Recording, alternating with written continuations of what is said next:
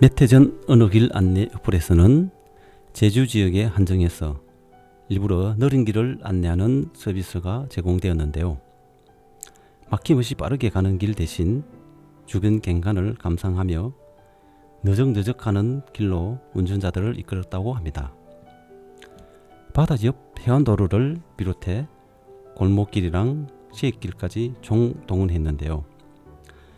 가끔은 일부러 그런 꾸불꾸불한 싯길로 가보고 싶기도 하고, 지도에 없는 길, 남들과 다른 속도에 아랑곳하지 않아도 되는 길, 걷다 보면 나만의 결이 생기는 그런 길 말입니다.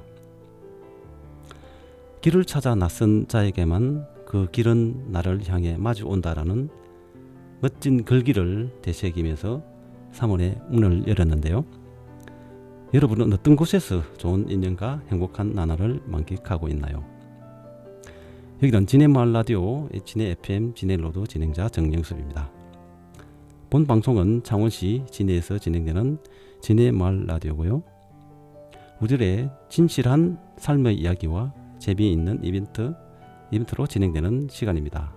기대하셔도 좋습니다. 진해마을 라디오 진해로드 오늘 이야기는요, 우리 생활의 목적으로 때로는 가정으로 결과로 이어지는 삶의 방식이랄까요? 이러한 삶의 방식의 꼭 시작을 알리는 첫걸음은 이 길로 이어집니다. 그리고 이 길에서 펼쳐질 멋진 만남을 기대하셔도 좋습니다. 내 주변에 일어나는 모든 일들이 좋은 추억으로의 영이었으면 좋겠습니다. 다 같이 떠날 준비 되셨죠?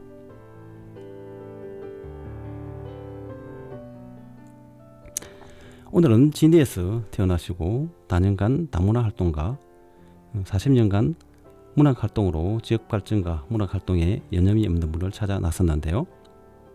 잠시 후 창원시 진해구 시인 정이경님을 모시고 여러 가지 궁금한 점과 소식을 전해드리겠습니다.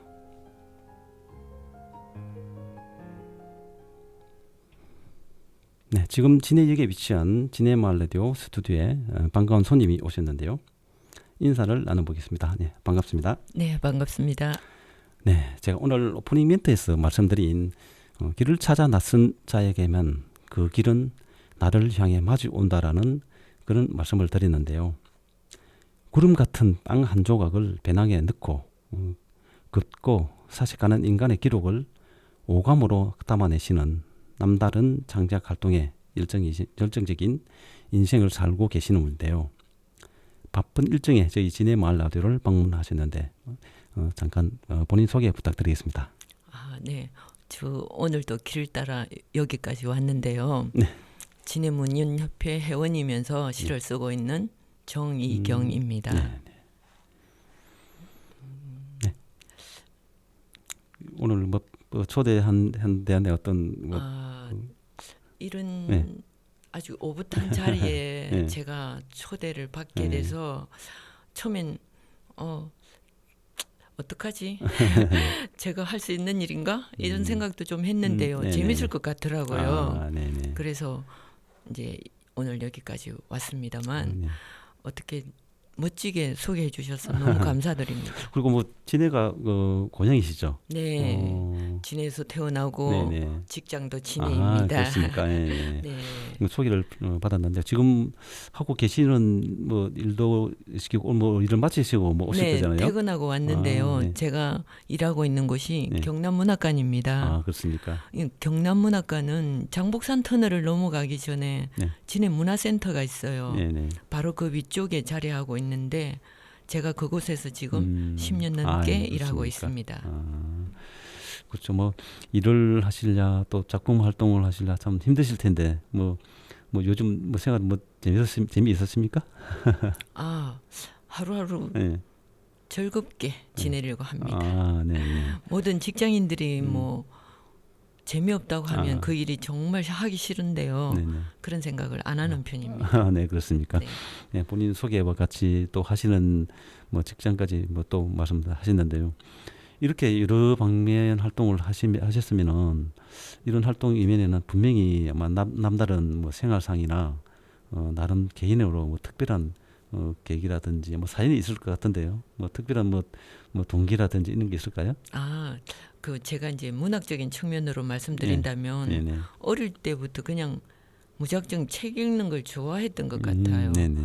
그러다 보니 자연스럽게 뭐 일기 쓰기나 뭐 독후감이나 글짓기 같은 게 하나도 어렵지 않았거든요. 네네. 그래서 이제 뭐 백일장에도 나가서 상도 받고 또 뭐 선생님들한테 칭찬도 많이 받고 그런 것들이 아마 쌓여서 문학에 대한 동경도 하지 않았던가. 네, 그렇습니까? 예. 뭐 문학에 동경이 있었다면 아마 그 작품만 활동하셨으면 뭐 인연이라든지 뭐 작가분들의 어떤 그런 인연이 좀 있었을 것 같은데 그죠? 네. 초창기에. 1980년 초에 제가 이제 여기 진해에서 이제 여러 이제 글 쓰는 사람들이랑 동인 활동을 하게 됐는데요. 그때 이제 대표적으로 정일근 시인, 뭐 이울춘 시인과 이제 진해와 진해 사람들의 시, 또 사르리, 토요시 같은 동인 활동을 좀 하면서 이제 그때는 이제 다방이나 뭐 예식장을 빌려서 시낭송회도 하고 시화전도 하고 그런 활동을 좀 했었습니다. 그러다가 아무래도 이제 결혼이라는 것 때문에 제가 그냥 좀 문학판하고는 좀 멀어지게 됐고 자연스럽게 또 이제 그런 동인들보다는 문학판 진입하는 시기가 좀 늦어지게 됐습니다. 네. 그러시면은 그 시절로 지나시고 그 대개 보면은 작품 활동하시면은 여기 이제 보면은 그 등단했을 때 어떤 그 시기가 있었잖아요, 그죠? 어떤 경로라든지 그죠. 저도 이제 그렇게 결혼을 하면서 문학판과 멀어져 있다가 다시 좀 문학 공부를 해보자 이런 마음을 먹고 있다가 그 마음을 먹은 지 한 10년 만에 제가 이제 등단을 꿈꿨는데요. 어떻게 했냐면 그 1994년에 제가 이제 시인은 되기는 했었어요. 근데 그때 이제 그 박목을 시인이 창간한 심상지가 있는데 그게 첫 창간호가 73년인가 이렇게 되는데 그때 제가 첫 그 창간호를 보면서 참 책이 예뻤어요. 모던하기도 했고 책 내용도 알찼거든요. 그래서 제가 막연하게 다음에 내가 시인으로 등단을 하면 이곳으로 해야 되겠다 마음을 먹었어요. 그러다 세월이 흐르고 제가 이제 그야말로 이제 94년도에 그 이제 시 전문지인 심상에다 작품을 보내고 이제 투고를 했으니까 이제 결과가 나왔죠. 신인상에 당선이 돼서 비로소 이제 시인이 된 겁니다. 그러면 심상 문예지에 대한 소개도 잠깐 하실 수? 아까 잠깐 말했지만 박목을 시인. 우리나라에서는 아주 유명한 시인이죠. 그분이 만든 잡지입니다. 시 전문지입니다. 그러면은 어릴 적부터 문학에 대한 그 동경이라든지 그게 지금 모습으로 뭐 시작된 그 시작점이 되지 않다 생각되는데요. 그러면 쭉 지금까지 뭐 주요 활동 사항이 있을 것 같은데 조금 소개 좀 부탁드릴까요? 제가 그 경남 시인협회라는 단체가 있는데요. 거기에 창립회원이면서 준비위원까지 하고 사무국장을 맡게 됐어요. 그러면서 12년간 사무국장으로 봉사활동을 했는데 그 이제 경남 지역에서 많은 선생님들도 알게 되고 뭐 크고 작은 상도 받게 되고 하여튼 저는 그게 제가 할 수 있었던 봉사가 아니었을까 생각합니다. 그러면은 그 뭐 봉사활동도 하시고 뭐 어떤 직책도 계셨는데요. 뭐 또 다른 건 뭐 회원 활동이라든지 동인 활동도 있었을 것 같은데 그죠? 동인 활동 지금도 하고 있는데요. 57년 정류생 닭띠들이거든요. 그 친구들이 모여서 계림 시회라는 걸 하고 있습니다. 이 친구들이 이제 시회라는 말을 좀 이제 붙였던 거는 이제 닭띠들이 이제 시회 다른 뭐 어떤 문학회 이게 아니라 시회라고 이름 붙였던 건 시회라는 말은 그대로 이제 시를 좋아하는 사람들끼리 모여서 시를 짓는 모임이거든요. 그 이제 서양에는 살롱 문화가 있으면 동양에는 이제 이런 시회 문화가 발달되어 있습니다. 17세기에 프랑스에서 살롱 문화를 보면은 그 작품을 뭐 발표하고 비평하고 토론하고 이런 데 방점이 찍히면 시회는 말 그대로 좋아하는 사람들의 모임인 거죠. 네네. 예, 그런 모임을 지금 친구들과 쭉 하고 있습니다. 그렇죠. 그 프랑스에는 살롱문하고 우리나라 같은 시회이라는데 아마 그 작가님의 어떤 그 모임이 계림시회라는 그런 그 단체였던 것 같은데요. 네.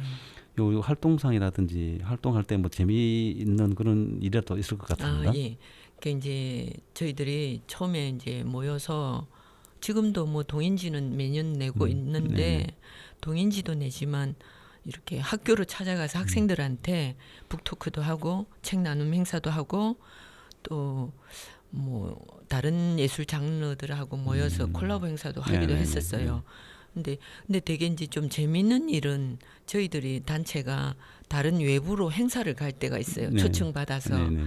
그러면 이제 저희들이 아무래도 계림 뭐 정유생 닭띠니까 그 사회자가 이제 우스갯소리로 아, 마산 창원 진해에 있는 닭들이 이곳에 다 모였다. 네. 그러다 보니 뭐 알낳는 닭, 장떡, 숫닭 다 왔다. 뭐 이러면 그 자리에 모인 사람들이 막 웃음보가 터지기도 하는 그런 아유. 재미있는 일이 있어요. 그렇죠. 이게 어떤 모임이라면은 어떤 복수를 낼 수 있는 그런 재미도 참 많을 것 같은데요. 네. 이 참 주요 활동 잘 들었는데요. 그리고 선생님이 지금까지 문학 활동을 쭉 하셨을 때 또 남다른 어떤 감회가 좀 있을 것 같아요. 아, 네. 제가 이제 그러니까 문단 이력 경력이 한 40년이 돼요. 아, 네네. 근데 그런 데 비해서 제 이제 개인적인 시집이 좀 없는 편이에요. 네.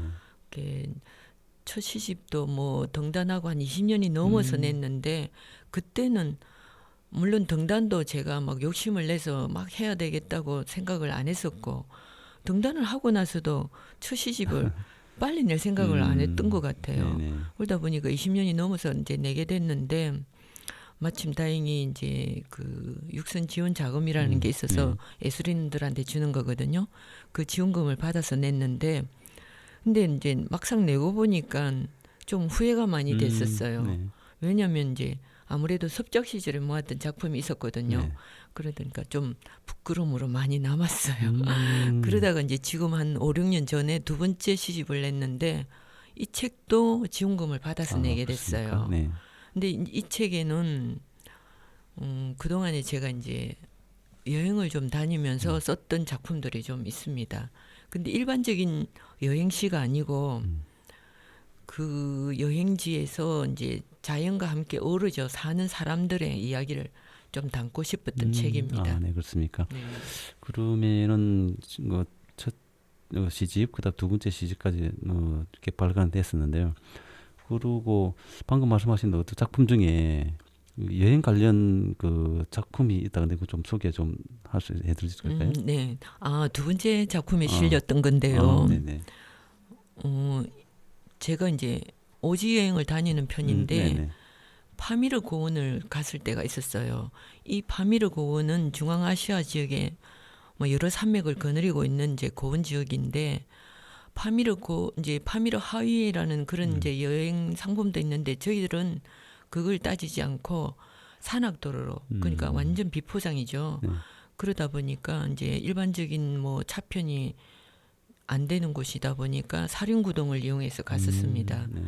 그러다가 랑가르 마을이라는 곳에 이제 지나치면서 이 랑가르 마을은 그 아프가니스탄이 공산국가잖아요. 그 마주하고 있는 타지키스탄이 있어요. 그 사이를 흐르는 판즈강이 있는데 그 판즈강이 국경지대를 이제 하고 있는 셈입니다. 그 가까이에서 그 지프차가 고장이 났어요. 그러면 저희들 팀 전체가 이제 쉬어야 되죠. 그러면서 이제 제가 문득 하늘을 이제 어둑어둑해지고 하늘을 보니까 북극성이 떴더라고요. 네. 그래서 그 장면을 생각하면서 제가 써본 글입니다. 그렇습니까? 네. 그러면은 네.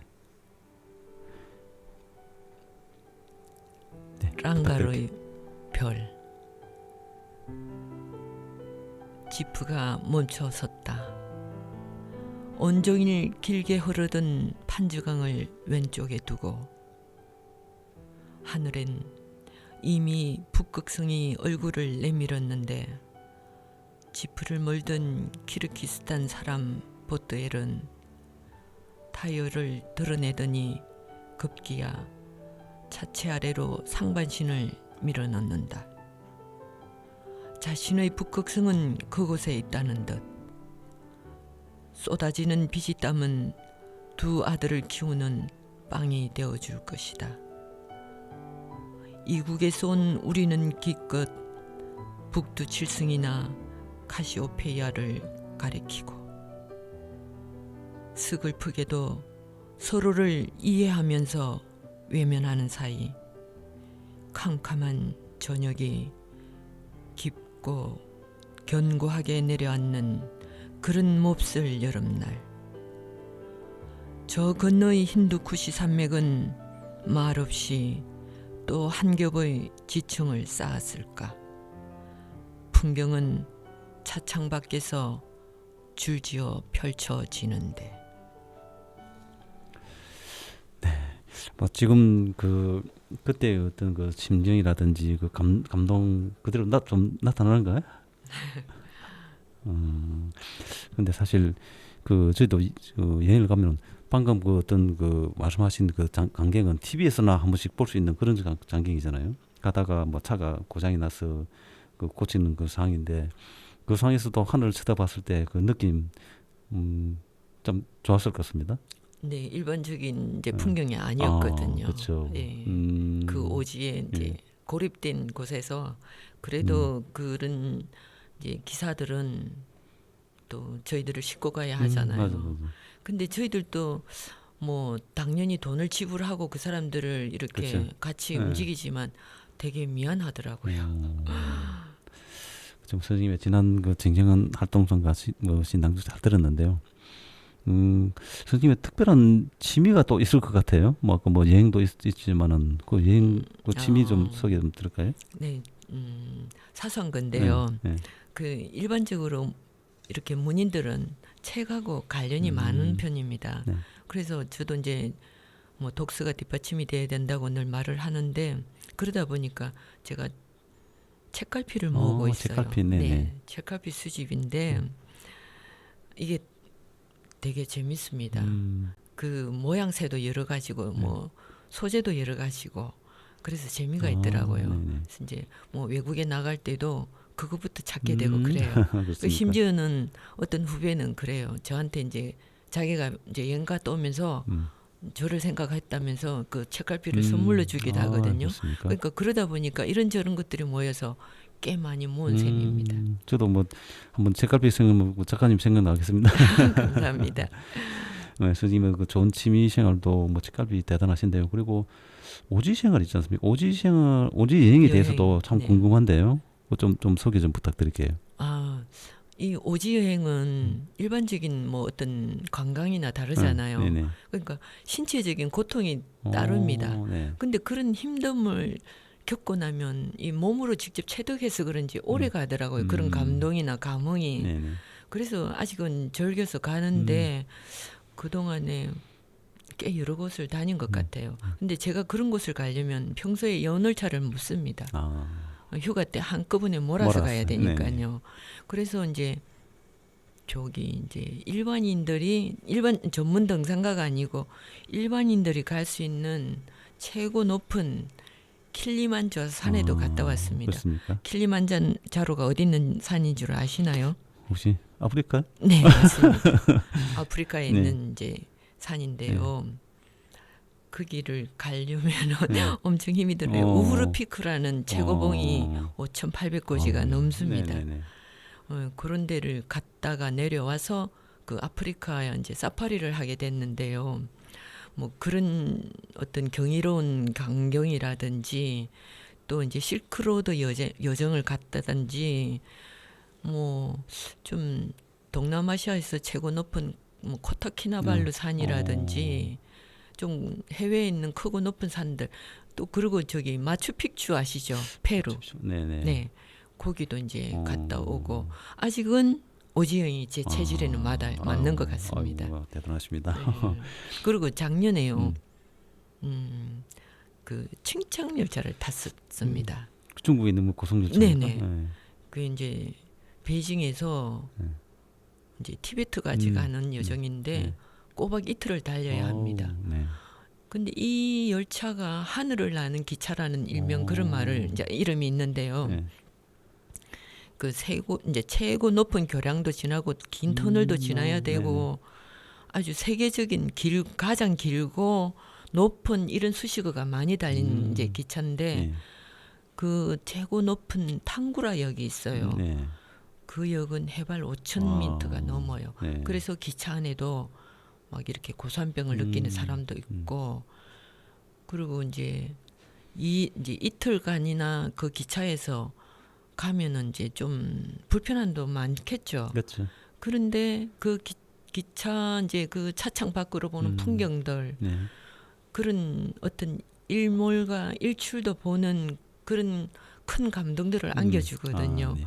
그래서 제가 뭐 거기 종착지는 이제 티벳에서 또 여러 곳을 보고 제일 이제 종착지는 일반인으로서 볼 수 있는 제일 가까이서 볼 수 있는 에베레스트 이제 베이스 캠프인데 네네. 거기보다 그 감흥보다는 저는 칭짱 열차의 이제 경험이 더 좋았습니다. 아유, 그렇습니까? 아유, 정말 참 좋은 취미에 오지 여행까지 뭐 좀 좋은 그 취미를 가지고 계십니다. 그리고 오지 여행 중 칭짱 열차가 최고였다면은 참고로 우리 국내에 최고 높은 역은 어딘지 혹시 아세요? 추전역인지 맞습니다. 네, 추전역. 네. 네, 추전역이 태백 기차 열차용으로 그 유명한 그런 네. 곳인데요. 그 1176m라고 되어 있고요. 네. 그리고 국내에서 제일 긴 터널은 이것도 우리 세계에서 네 번째랍니다. 유렌 터널이라고 네. 50.3km랍니다. 굉장히 길죠. 여러분 또 국내에서도 또 네. 여행 갔다 오신 거하고 또 대비하니까 좀 재밌네, 그죠? 제가 오래전에 추전역은 다녀왔습니다. 다녀왔었어요? 네. 네. 선생님은 그 오지 여행 정말 대단하시고요. 선생님 문학에 대한 남다른 열정으로 인생의 모습을 잘 표현하시고 뭐 평범한 일상에서 뭐 신선한 소재와 특별함으로 문학 세계를 펼치고 뭐 계신데요. 선생님의 평소 뭐 즐겨 읽으시는 책이라든지 문학 활동하시면서 뭐 제일 기억나는 뭐 한 편의 시, 요 소개 좀 부탁드릴까요? 일반적으로 문인들은 여러 이제 다양한 분야의 책을 읽고 있습니다. 그 저 역시도 그런데 네. 이제 그 책보다는 그냥 제가 아까도 제 글을 읽었지만 어머니에 대한 글을 한 편 제가 준비해 왔습니다. 저희 친정 어머니께서 올해 94세이신데요. 그동안 매우 건강하셨는데 작년 연말부터 그 경도 인지 장애라는 판정을 받았습니다. 그래서 저희 사남매들이 돌아가면서 돌보고 있는데 걱정이 많고 그래서 어머니에 관한 시를 한번 읽겠습니다. 그런데 이 작품도 쓴 지는 오래되었습니다. 그렇습니까? 네, 한번 읽어보도록 하겠습니다. 네. 붉은 저녁. 아버지 떠난 오랜 세월에도 어머니 아버지의 고향에 계신다. 사남매 끈 잇대어 보내고 혼자 잠자리에 들고 혼자 일어나신다. 30년을 매일 아침 홀로인 밥상에 앉아 홀로 수저를 드신다. 혼자 목욕탕에 가시거나 혼자 병원 문턱을 밟으시는 사이 붉은 저녁에 있다. 구차한 별명이 길기만 할 내가 전화기를 끌어당기는. 네, 아이고 뭐 선생님의 그 부모님에 대한 그 진한 사랑이 뭐 지내지는 그런 시간이었습니다. 덕분에 저도 뭐 먼저 가신 부모님이 생각나는데요. 직접 좀 창작하신 작품까지 소개해 주시고 너무 좋습니다. 이렇게 좋은 활동상과 말씀을 듣다 보니 뭐 시간 간 줄 모르겠는데요. 선생님께서 생각하고 있는 앞으로의 어떤 활동 계획 있으시면 좀 말씀해 주실래요? 제가 시인이니까 시청작도 많이 해야 되겠지만 네. 무엇보다도 직장인이지 않습니까? 그러면 이제 사무실에서 해야 될 일이 있습니다. 근데 올해 제일 이제 중점적으로 이제 해야 될 일은 경남 출신 이제 여성문인들의 자료를 네. 근데 작고문인들부터 자료를 정리해 가지고 기획전을 할 겁니다. 네. 그리고 후반부에는 이제 자료집도 묶어내고 네. 글을 이제 그게 제일 제가 신경을 많이 써야 되겠죠. 네네. 네. 그렇죠. 올해 뭐 지금 3월 달이면은 어느 정도 뭐 시간이 흘렀는데요. 그 연말쯤 그러면 그 마무리되는 겁니까? 연말 이전에 해야 됩니다. 이전에? 네. 그렇습니까? 네. 네, 하시고자 하시는 모든 일과 작품 활동에도 뭐 건승을 바라봅니다. 이렇게 얘기를 나누다 보니 어느새 마칠 시간이 됐는데요. 끝으로 진해마을 라디오를 방문하셨는데요. 뭐 방문 소감 있으면은 간단하게 말씀해 주십시오. 제가 이렇게 이제 좋은 프로그램에 나왔지 않습니까? 네. 생각보다 되게 이제 안방에서 한 것처럼 좀 푸근하고 따뜻했습니다. 네. 그렇지만 이 좀 어떤 프로그램이 더 외연이 확장되고 해서 많은 사람들이 와서 다양한 이야기를 오갔으면 좋겠습니다. 그리고 제가 이제 뭐 힘이 될지 모르지만 응원도 많이 하겠습니다. 네네, 고맙습니다. 네, 오늘은 진해에서 뭐 태어나시고 다년간 다문화 활동가 40년간 문학 활동으로 지역 발전과 문학 활동에 여념이 없는 창원시 진해구시인 정예경님을 모시고 여러 가지 궁금한 점과 소식을 전해드렸습니다. 앞으로 우리 진해 창원 지역뿐만 아니라 대한민국을 대표하는 시인이 되기를 진심으로 바라봅니다. 오늘 출연해 주셔서 고맙습니다. 감사합니다. 네.